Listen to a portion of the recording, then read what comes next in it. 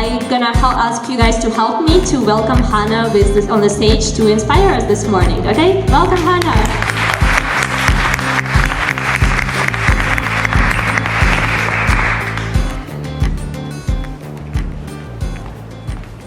Hi. Hello. So today, what I'd like to offer you all are my own personal revelations on magic. These are my experiences and my opinions, and I offer them to you in the knowing that they are mine, and take what you resonate with and leave what you don't. So I'd like to share my revelations with you through a series of stories, my own personal stories. And before I start with my first story, I'm just going to move to my first slide.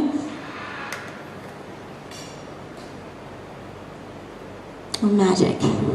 So I looked up the definition of magic on the internet, and this is what it was: the power of apparently influencing the course of events by using mysterious or supernatural forces.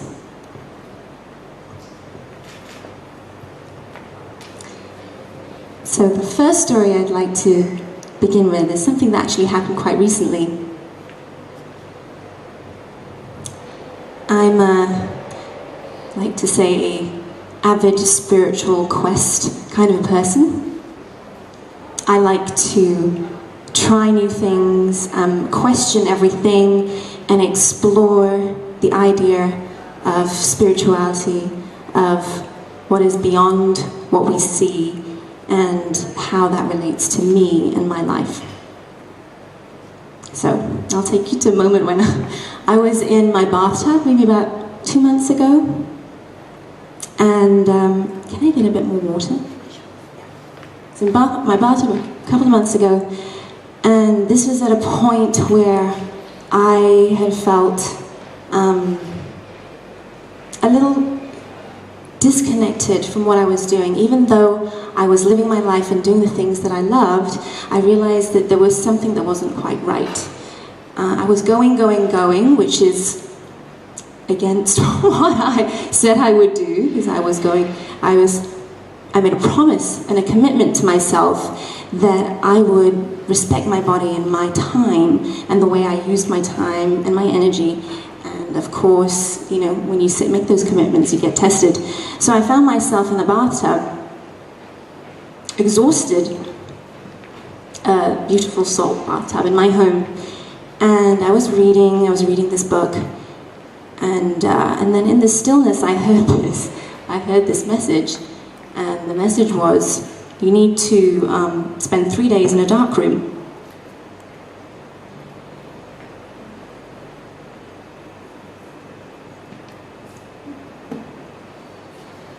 So I was like, okay, I think I know what that means. I'd heard of this process a couple of years ago when I was in India at a place called Oneness University.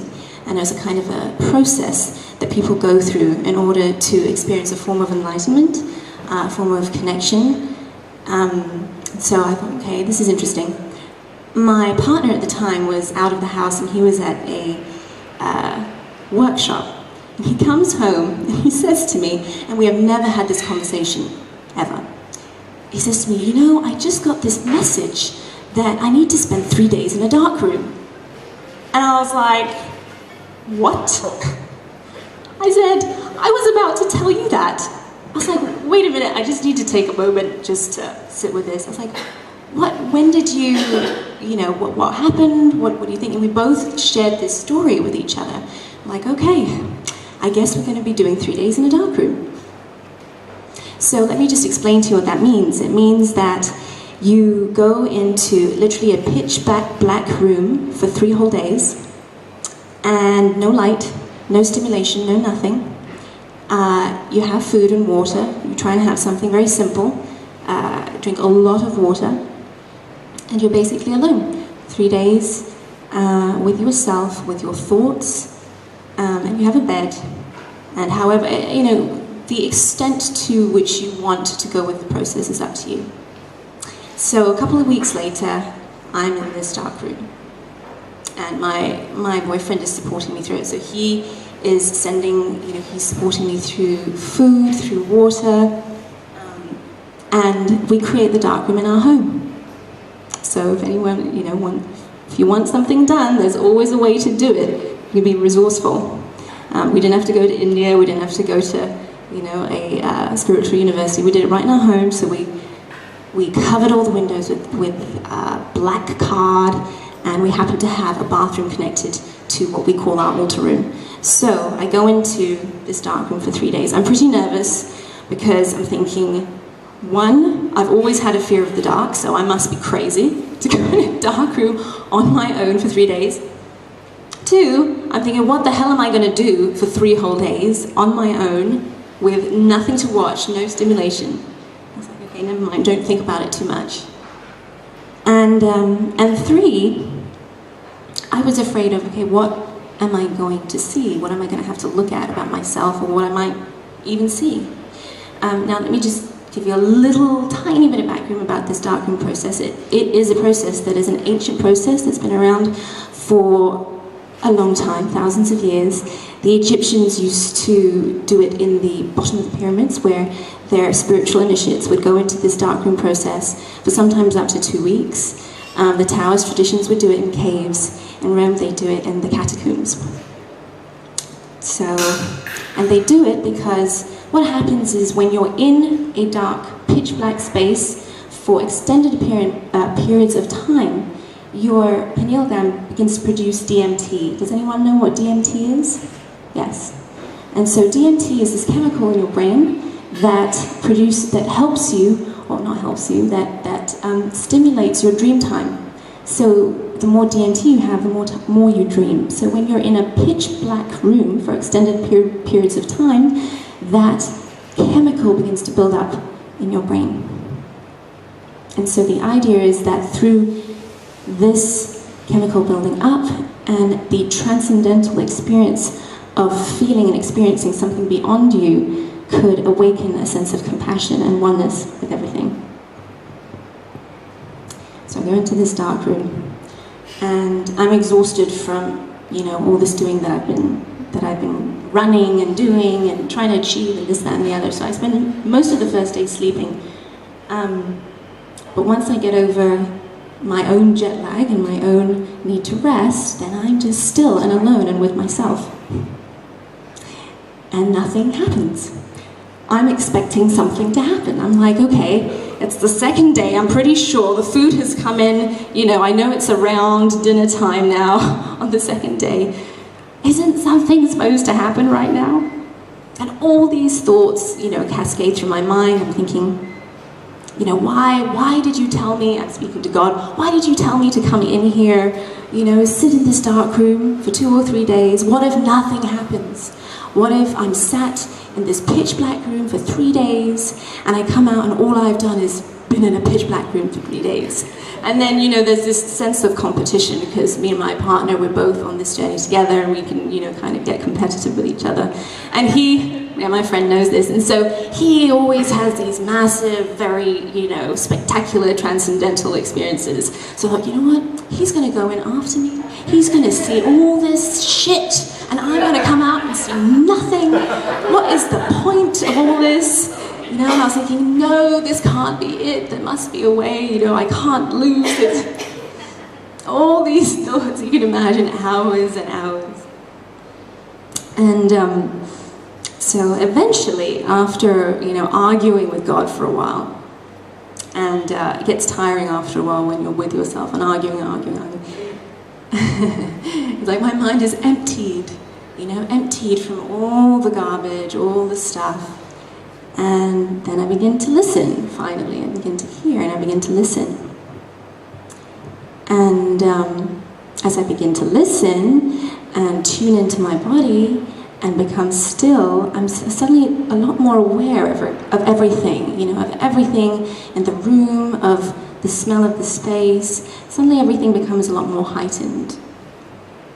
And as I'm listening, what I'm hearing is that you are looking, you've come in here looking for the magic that's been happening to you all your life. You know, you've been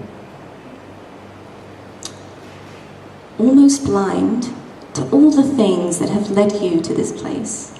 Now when I say that, you know, I'm being told, look at this home, the home that you have. You know, don't you remember how you got this home? I said a prayer when I was looking for a new home, and I was very specific about what I wanted. You know, I said, I want a place on the ground. I want it to feel, you know, I want a place that feels like a house or a home. I want it to have open, you know, full light, open windows. I want this, and I went for it. I said, you know, I am asking for this because I believe in this space I can offer, you know, I can be the best version of myself and offer this. And I said this prayer, and the same day, me and my partner find the place that we're living in now, and it is exactly what we asked for and more. So I was reminded of that, don't you remember what you asked for? And it just turned up within the same day. And then this cascade of all these things that had happened in my life, what I realize is absolutely magical experiences started coming back to me. And it's like, why do you need the next most, you know, elaborate fix? You know, what is it? Why do you need the next most elaborate fix? What is it that you're really looking for, and what is it that you're missing? And after more than 2 days, on the third day, you know, of being in this dark, pitch-black space, you begin to miss light, you begin to miss color, you begin to miss sound, you begin to miss people. And on the third day, when I was eating the food that my partner had prepared for me, I could literally taste the love in the food, and I began sobbing, like uncontrollably sobbing and sobbing.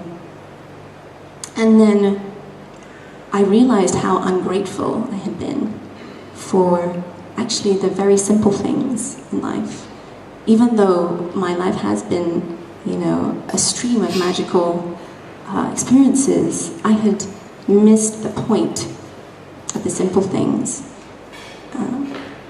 And so as I was sitting in this pitch-black space, which does feel like a form of death in a way, I asked myself, what is it that I'm looking forward to most? You know, when I walk out of this room, what is it that I am most grateful for that actually feels like the most magical thing to me right now? Now that everything I'm in a place of complete nothingness. And I started to speak my gratitudes. I just let them flow out. And it was simple things. You know, it was the way the light flickers on a, you know, sort of a peaceful lake. You know, the way the light dances on a peaceful lake, the sound of music, the colors of grass, of flowers, and the smells, you know, the smells of essential oils, of anything, beautiful smells, and all these things came sort of rushing out or flowing out of me, and I was sobbing and sobbing and sobbing. And I realized in that moment that this magical experiences that we can create, you know, in our lives. It's possible to have these experiences that are so-called magical, but actually, you know, when it comes down to it, right now, the body that you're sitting in, you know, the relationships that you have, our ability to taste, to smell, to feel, is a magical experience in itself. You know, we are, as I believe, we are spirit, we are consciousness in these amazing vehicles, able to experience life, and that is magic. That is magic. And the more I realize, the more that I can connect to the simple things and to feel the magic of spirit flowing through me and see it in everything that I do and I create, and the people that I meet, the more I will see actually the almost movie-like magical experiences that I had been looking for in my life.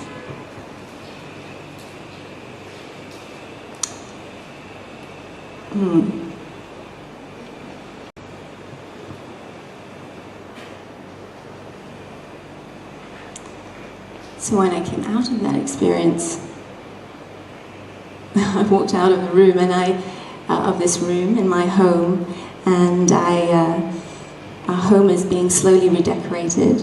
And as I was out of the room, my partner had arranged for this beautiful mandala to be fixed on the wall. It's this beautiful mandala decor, and I walked out and I sat there and I just looked at it for hours.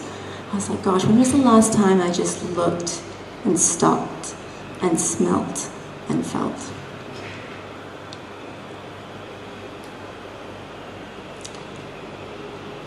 So that's one of the stories I wanted to offer you today. And I'm doing this spontaneously and intuitively. I'm going to ask how much more time I have to share. 10 minutes? Okay.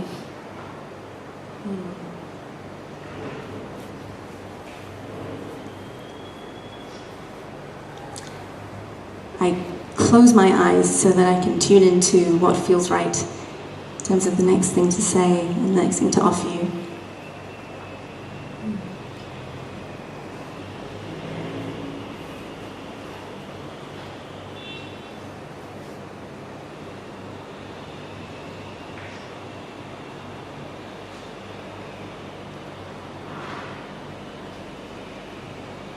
As I was creating this talk, I put together what I felt were 5 things, 5 pieces that I believe are the components of creating more magical experiences in your life. And by that, I mean being able to influence the course of events by using mysterious supernatural forces. Basically, having the lives that you want, the extraordinary lives that you want.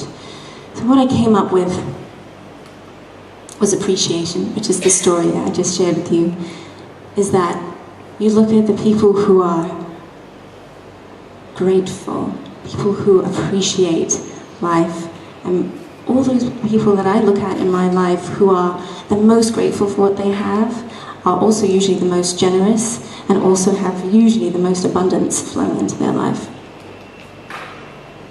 Gifts.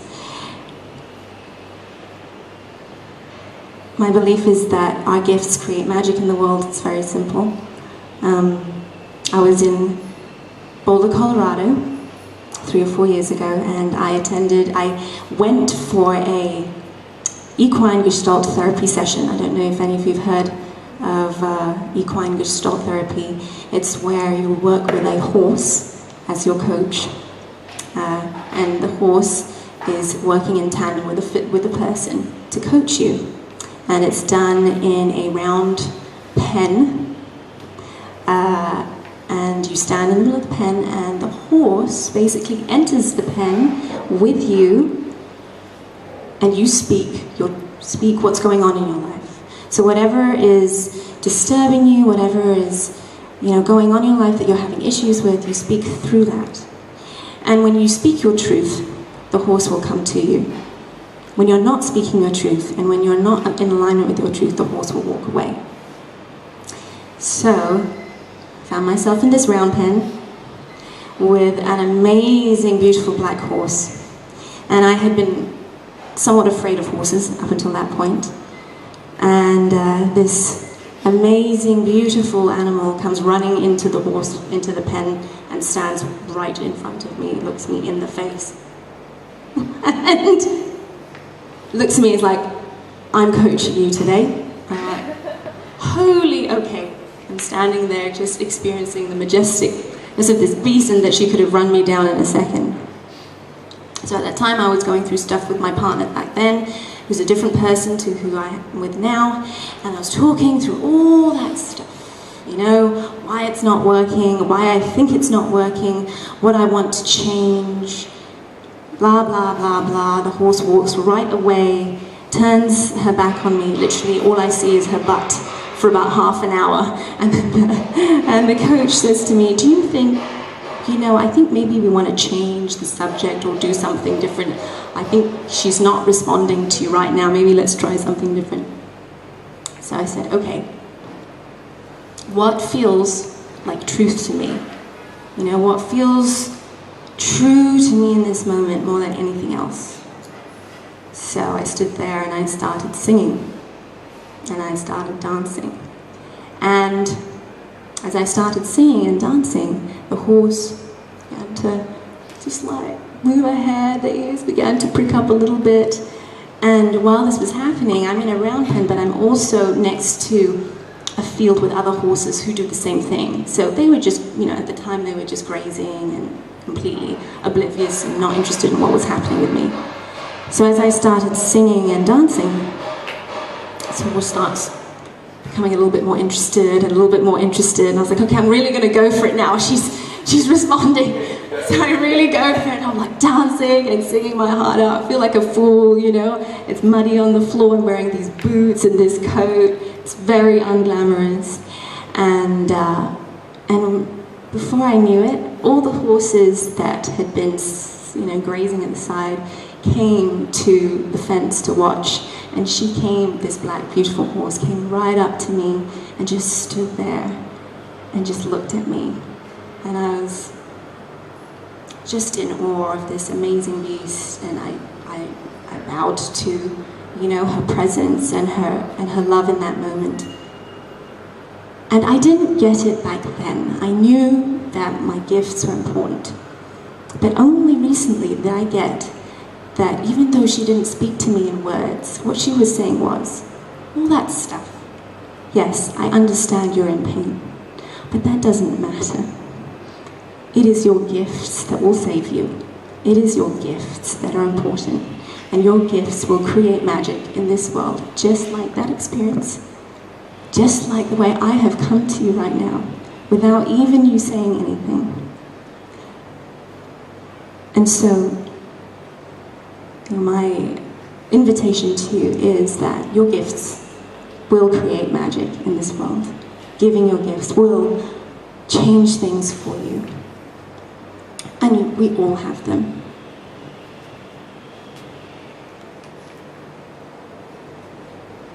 Intuition.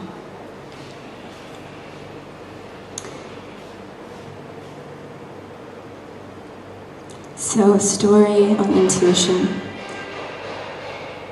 I think we all feel that intuition is a magical thing. I don't think I need to explain that to you.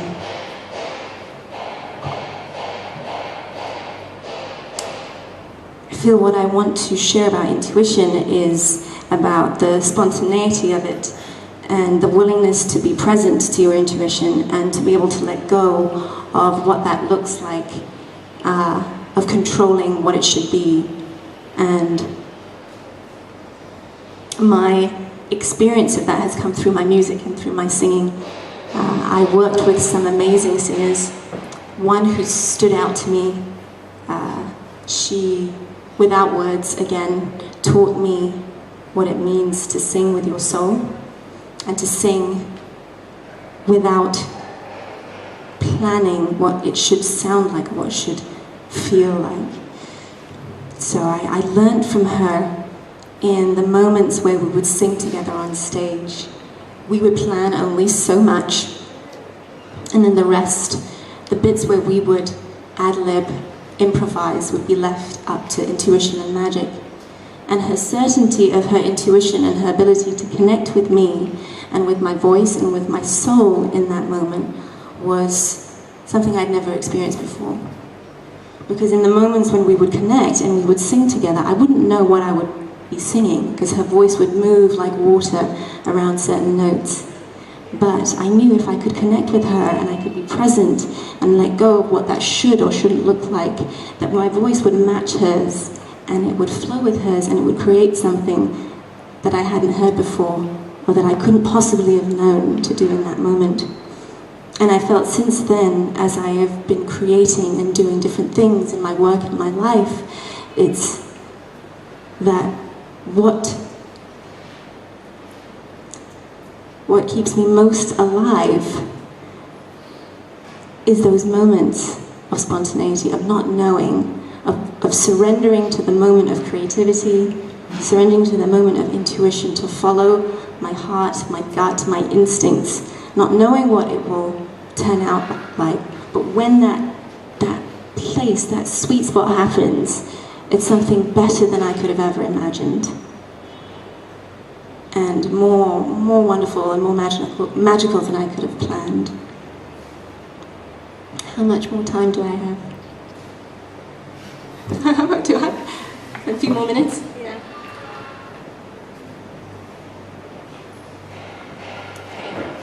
There's two more stories I'd like to share with you in terms of creating more magic in your life. Co-creation. When I was in the darkroom, I was told very specifically, you have to look at your life and you as this piece of co-creation happening all the time.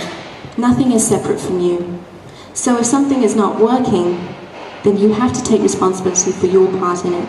And also know that to make something, to create something, to have what you want, you also must put in your piece of the co-creation in it.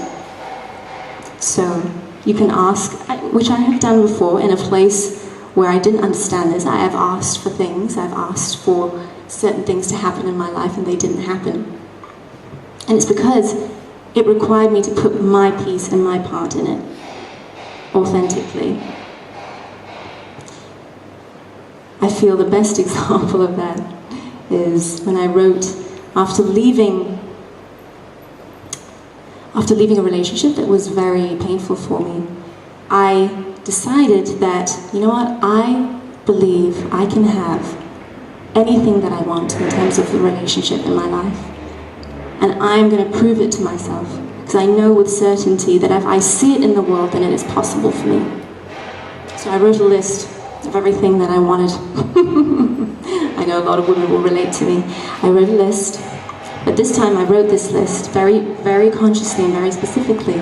I was very detailed too, because I was like, I want to know that this has been heard, and that I am a part of this co-creation in my life. So I wrote this list very specifically. And at the end of it, I wrote, in God's perfection, you know, I ask that you bring this to me, or something better, and I will embody all those things that I have asked for in that list. My commitment to you is that everything that I've asked for in that list, I will embody in myself as my commitment. And 4 months later, what turned up was that list. Now, it wasn't in what I thought it would turn up to look like. It turned up in a best friend that I'd been, you know, long friends with for 9 years, but it turned up. And so I know it was because I asked, but I asked with the commitment of, and I will bring my piece. I will do my work and I will bring my piece to the table. And I have remembered that, and I've remembered that in all my working relationships too. And I think that's important for creating magic in whatever you're doing. Last but not least, love.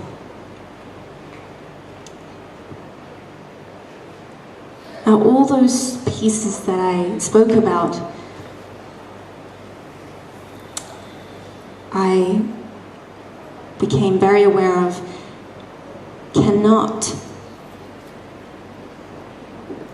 they can't manifest or happen unless I remove all the blocks that I have within myself to loving, to fully loving. Because I really believe that when things move and things come to us, it's a reflection of the movement and the flow within each and every one of us. So And when I talk about movement and flow, I'm not talking just about energy, but I'm talking about the movement and flow of how much you love. How much can you love? You know, how much can you love when in the face of an experience that is the hardest thing or the hardest relationship or person to love? So over the last 8 years or so, and I'm sure it will keep going, I have been on a mission to remove all these blocks. And as I've removed all the blocks, my intuition has become stronger. As I keep removing all these blocks and I'm able to love more, things move and flow more in my life. People come into my life without me having to do anything. I made a decision. I said, you know what, I'm ready, I'm gonna write a book. I've decided. I'm gonna do it, it feels good. I had a moment where I felt the inspiration with whom I'm gonna write a book. 3 days later, my friend says to me, there's a man who's a book publisher who's just got in touch with me and he's asked me if you'd like to write a book. And I was like, but I haven't told anybody I'd like to write a book. It's like, how does he even know who I am? She said, he just said that he thought of you and he thought you might have something to share. And I was like, how is this even possible? But I understand that that could only happen because of the inner work that I did to remove all those places, all those areas that have been blocked. This week, one of the biggest blocks in my body, in my heart, in my energy field around being able to love, I finally was able to say to this person who I have thought has been the cause of a lot of my pain in my life, I was able to finally tell him that I loved him. I sent my father a message, and it was the hardest message I've ever had to send. The hardest. And I said to him that I had been angry with him for years for not being the father in my life that I'd wanted, and that I was no longer angry because I understood why it happened. I understood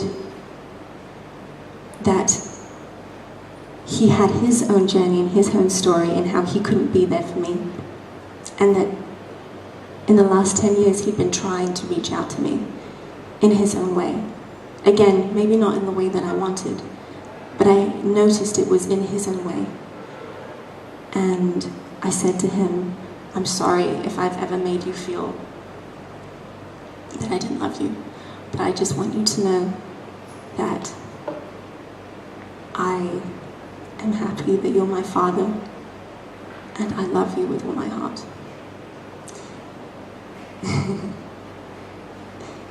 And what came back was the words that I'd always wanted to hear in my anger, but that, of course, I could never hear them in my anger.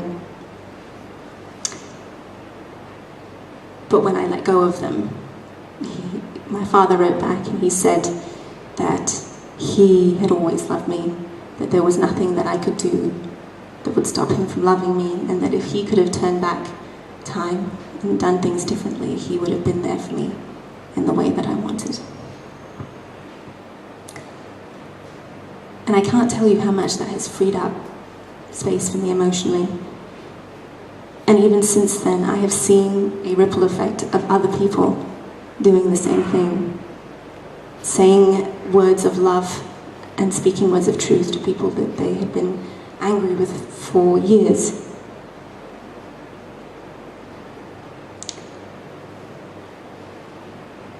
So my final thing that I'd like to finally say to you all is that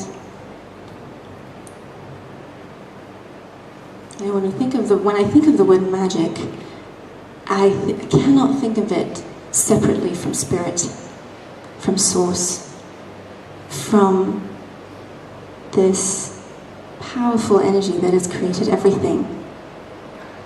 And I truly believe that if you can connect to that, you are connected. We all are connected. It's just that sometimes we stop ourselves, or we block it. We don't allow for us to feel connected to the spirit of life that is everywhere. But I really believe if we can connect to that, then magic will happen more and more in our lives. And my wish for you is to experience extraordinary lives, magical lives. Thank you.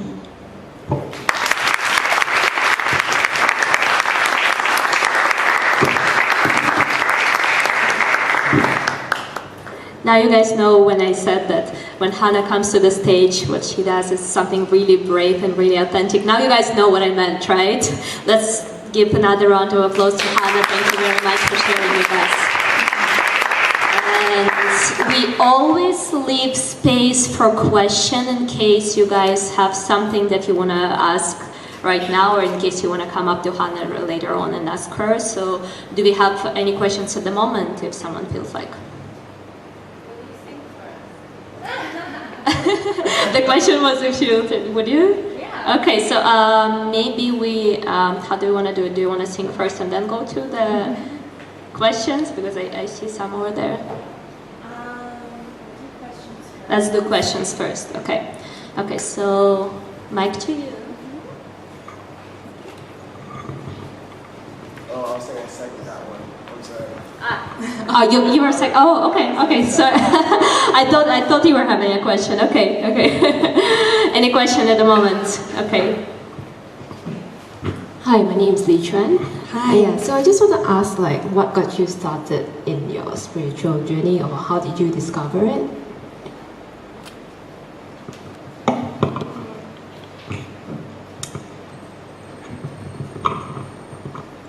There's many answers to that. I think the simplest answer is that I wasn't willing to settle with the idea that this was it, that all I saw in this physical existence and my life as it was it. So once I decided that, I attracted people in my life who led me to certain teachers and certain spiritual workshops. And so I was part of a spiritual community for a while, and I also went traveling around the world and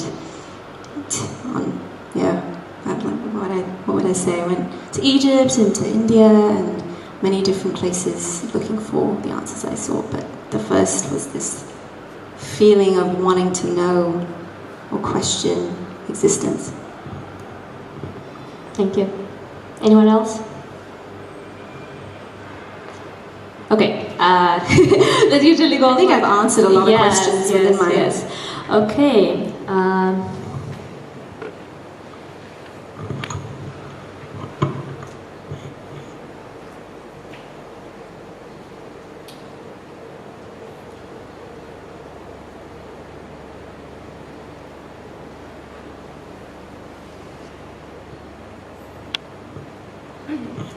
This is a chant that I learned in India, at this university in India.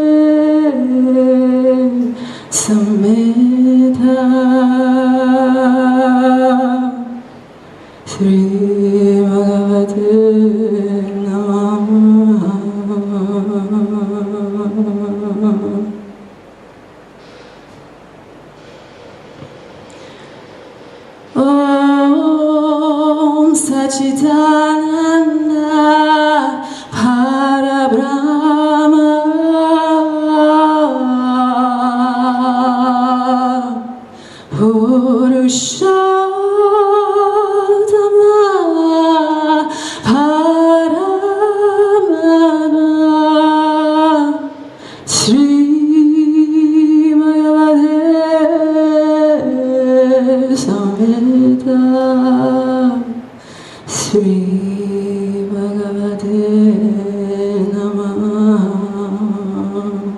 Sri Bhagavate Namah. Sri Bhagavate Namah.